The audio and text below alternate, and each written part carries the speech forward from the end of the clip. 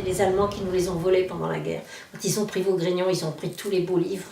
Donc il y avait des grands livres rouges brochés d'or, avec des grandes illustrations de Gustave Doré. Gustave Doré, c'était un peintre qui dessinait les détails. Je me souviens de bois, de forêt. C'est comme s'il avait peint tout, tu vois. Pour moi, c'était le lieu du rêve, tu vois. On imaginait l'histoire, c'était formidable. Et surtout, ce qu'on ressentait, nous, à cet âge-là, c'était l'angoisse des parents.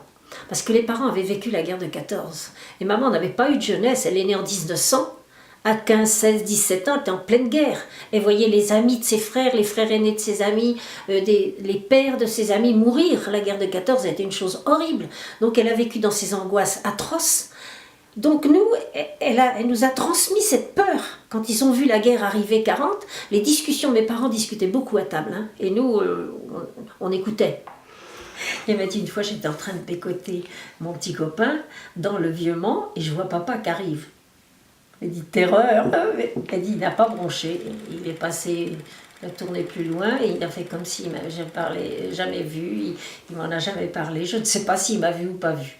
Elle me dit mais moi je l'ai bien vu qu'il était là. Il avait la trouille, il ne bougeait pas. Vous le retournerez comme ça vous aurez un manteau neuf. Je le retourne. Il avait déjà été retourné. Furieuse, je l'ai jeté dans les tables. Je me rappelle. Je l'ai jeté sur le fumier dans les tables. Vous allez se foutre de ma gueule. Mais elle le disait comme elle avait vécu la guerre, tu vois. Tous ces gens-là avaient une autre opinion du vêtement. Le vêtement, c'était un truc qu'on gardait jusqu'à ce qu'on ne puisse plus le mettre.